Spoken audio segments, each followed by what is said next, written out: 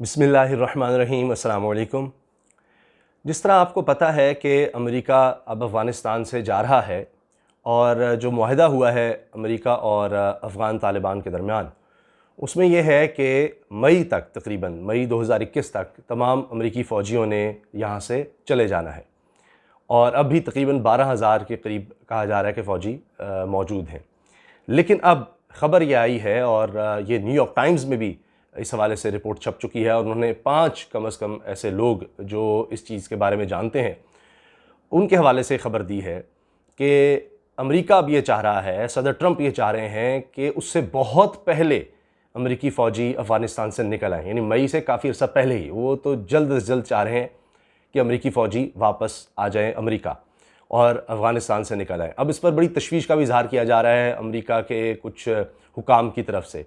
बहरहाल ट्रंप ये क्यों चाहते हैं जल्द से जल्द फ़ौजियों की वापसी, और इसकी वजह भी मैं आपको बताऊंगा, और इसकी मुखालफत क्यों की जा रही है बाज़ हलकों की तरफ से, उसकी भी हम बात करेंगे। लेकिन ये बहुत बड़ी ख़बर है कि अब अमेरिका नज़र आ रहा है कि बहुत ज़्यादा थक चुका है और वो अब अफ़गानिस्तान से जल्द निकलना चाहता है।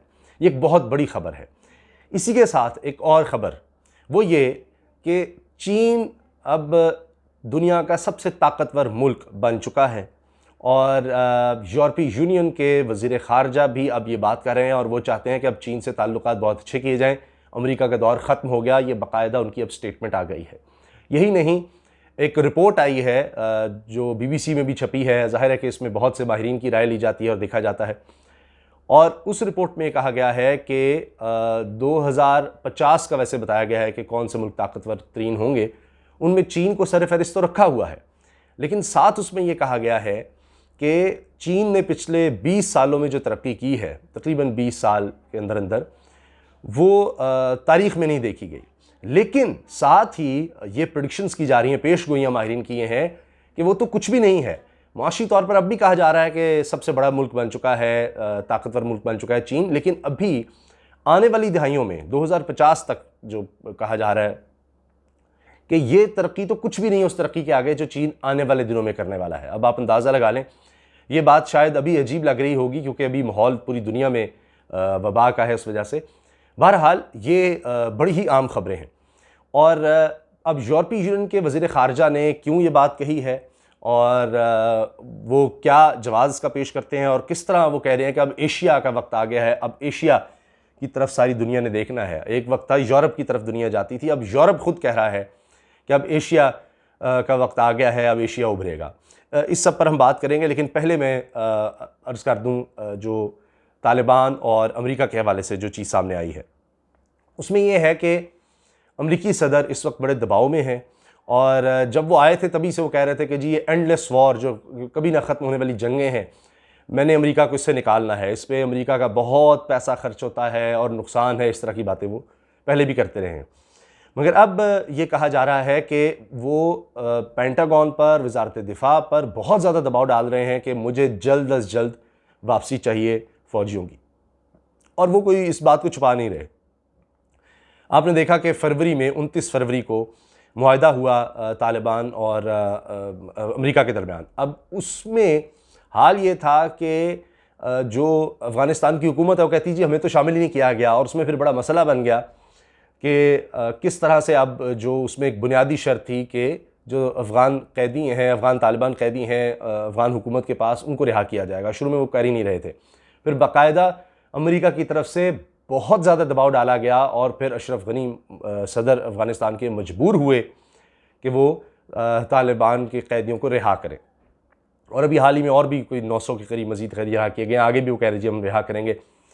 और यही नहीं, दोनों अब्दुल्ला और अशरफ गनी के दरमियान जंग चल रही थी एक सदारती ओहदे के लिए कि और कि हुकूमत मेरे पास हो, वो कहता जी मेरे पास हो। बहरहाल वो भी अमेरिका ने दबाव डाल के कहा कि बस में पैचअप करें, तो एक फार्मूला उन्होंने वो तय कर लिया।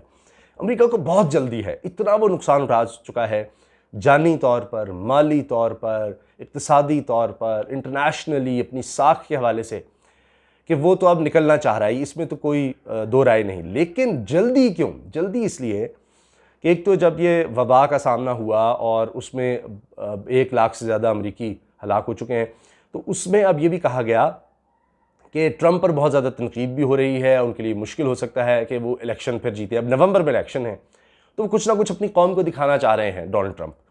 लिहाजा वो कहते हैं कि जब इलेक्शन में जाऊं, नवंबर में सदारती इलेक्शन है और ये ट्रंप के लिए बहुत अहम है कि फिर अगली दफ़ा के लिए वो सदर मुंतखब हो सकते हैं, क्योंकि 2 दफ़ा से ज़्यादा तो हो नहीं सकते, अब दूसरी दफ़ा है उनके लिए। तो वो हर सूरत सदर बनना चाहते हैं, तो उसके लिए वो चाहते हैं वहाँ ऐलान करें, देखें मैं वो सदर हूँ कि जिसने जो वादा किया था, और कितनी दिहाइयों से जनाब वो 20 साल हो गए थे, कितने सदर आए गए, कोई इस मामले को हल नहीं कर सका, और देखें कि मैंने ये अमेरिका की तारीख़ की तवील तरीन जो जंग थी उसको मैंने ख़त्म किया है। फ़ौजी हमारे मर रहे थे, उनके घर वाले परेशान थे, इतना पैसा हमने ज़ाया कर दिया, इतना हमने किसी जंग में नहीं किया पैसा ज़ाया, तो अब मैंने लोग वापस बुला लिए, तो मुझे ये क्रेडिट जाता है। तो ये उनकी कैंपेन को एक बहुत बड़ा बूस्ट मिल सकता है इससे, इसलिए वो मुसलसल दबाव डाल रहे हैं। लेकिन दूसरी तरफ मसला ये है कि कुछ उनके हुकाम दिफा के वो ये कह रहे हैं कि पहले भी इसी तरह सीरिया में ऐलान कर दिया था, शाम में 2018 में, फिर 2019 में ट्रंप ने, कि जी हम निकल रहे हैं यहाँ से हम सारे, और ख़ुद से बस जल्दी से ऐलान कर दिया ट्रंप जिस तरह करते हैं, तो उससे हालात बड़े ख़राब हो जाते हैं, और फिर वहाँ जो लोग हैं उनको पता लग जाता है अमेरिका तो अब जा रहा है, तो वहाँ फिर वो सुनते ही नहीं अमेरिका की, ये तो गया।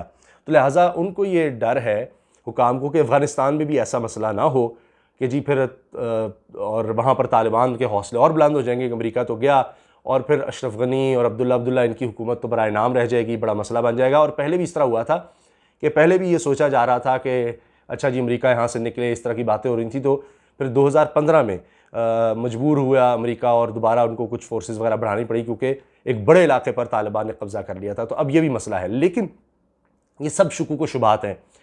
वो ये एश्योरेंस चाहते हैं कि वहाँ पर कोई दहशतगर्द तंजीम को तालिबान पनपने नहीं देंगे, और अमेरिका या इत्तेहादियों के ख़िलाफ़, किसी मुल्क के ख़िलाफ़ सरज़मीन अफ़गानिस्तान की इस्तेमाल नहीं होने देंगे। ये पहले ही एग्रीमेंट में लिखा जा चुका है, और वो ये कहते हैं कि कुछ ना कुछ चलें। अब उनका ये कहना है, उनका ये ख्याल है कि जी हम अगर मई तक, जिस तरह माहिदा है वहाँ पर 8600 कुछ वहाँ रहते हैं, मई पर सारे बुला लेंगे, तो इलेक्शन के बाद हालात बदल सकते हैं। तब तक हमारे पास वक्त होगा कि तालिबान कितना अमल कर रहे हैं। अब भी कई हमले किए उन्होंने हुकूमत पर, तो इस वजह से वो ये चीज़ें कह रहे हैं कि अब भी तहम्मुल का मुजाहरा करें ट्रंप, और थोड़ा सा और इंतज़ार कर लें।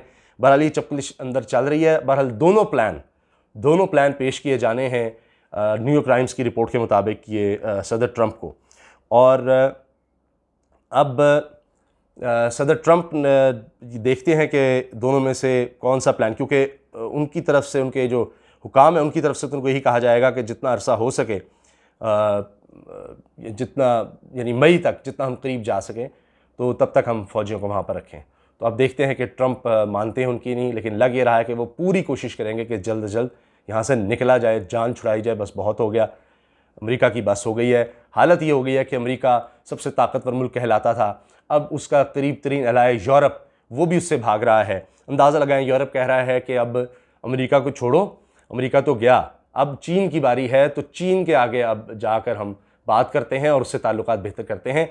अब यूरोपीय यूनियन के वज़ीर ख़ारजा हैं जोसेफ बोरेल, उन्होंने कहा है कि माहिरीन काफ़ी अरसे से जो कह रहे थे कि एशियाई सदी की आमद की पेशगोई दे रहे थे, अब लगता है कि उसका ज़हूर हो चुका है और अब एशिया की बात है। इसमें एक अच्छी चीज़ ये भी है कि पाकिस्तान भी एशिया का मुल्क है, और पाकिस्तान का भी ज़ाहिर है कि इसमें एक रोल होगा जब एशिया तरक्की करेगा, और चीन के साथ पाकिस्तान के बड़े अच्छे ताल्लुकात हैं। अब उन्होंने ये कहा है कि अब यूरोपीय यूनियन को अपने मफादात को सामने रखते हुए चीन के हवाले से ठोस पॉलिसी बनानी होगी कि अब छोड़ें अमेरिका को, अब चीन से हमने को बहुत अच्छे ताल्लुकात नहीं रखे हुए, ये कह रहे हैं, तो हमें हर सतह पर चीन के साथ बहुत बेहतर ताल्लुकात हर सूरत बनाने होंगे। और उन्होंने ये बात कही है जर्मनी के सफारतकारों की कॉन्फ्रेंस से खिताब करते हुए, और काफ़ी अरसे से वो कह रहे हैं कि अमेरिका की सरबराही में चलने वाला आलमी निज़ाम, इसका ख़ात्मा होने वाला है, और एशियाई सदी की आमद की बातें कर रहे थे, माहिरीन ये कह रहे थे। तो अब वो कह रहे हैं कि ये हो चुका है और हमारी आंखों के सामने हो रहा है। अब हमें किसी एक साइड का इंतखाब करने के लिए दबाव हमारे पर बढ़ता जा रहा है, और ये यूरोपीय यूनियन के वज़ीर ख़ारजा कह रहे हैं कि चीन आलमी ताकत के तौर पर अमेरिका की जगह ले रहा है, और यूरोपीय यूनियन को चीन के हवाले से एक मजबूत पॉलिसी तय करनी होगी। अब आप अंदाज़ा लगाएं कि वो यूरोप जो अमेरिका के बिल्कुल साथ होता था हर वक्त हर बात पे, वो कह रहा है कि अब अमेरिका को छोड़ो। तो ये इंटरनेशनल सियासत इसी तरह से होती है।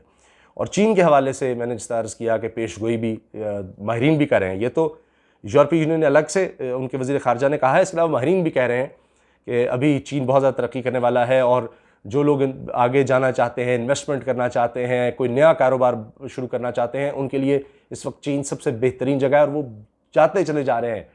दुनिया भर से इन्वेस्टर्स चीन में जा रहे हैं। अब भी उनका सबसे बड़ी प्रेफरेंस शंघाई, जो सबसे बड़ा अहम शहर है चीन का, वहाँ पर जाकर वो चाहते हैं कि काम किया जाए। और कहा जा रहा है कि वहाँ पर आपको ज़ुबान चीनी ज़रूर आनी चाहिए और बड़े लोग वहाँ पर सपोर्ट करते हैं। न्यूयॉर्क की तरह नहीं है कि वहाँ पर लोग छुपाते हैं, यहाँ एक दूसरे की मदद की जाती है। बहरहाल ये सब बातें हैं और बाकी इसकी तफसील भी है, आप देख सकते हैं BBC में भी ये तफसील आई हुई है यूरोपीय यूनियन के वज़ीर ख़ारजा के हवाले से। तो वीडियो ना लंबी हो जाए तो मैं इसलिए बात को मुख्तसर करता हूँ। इजाज़त दीजिए। अल्लाह हाफ़िज़। पाकिस्तान ज़िंदाबाद।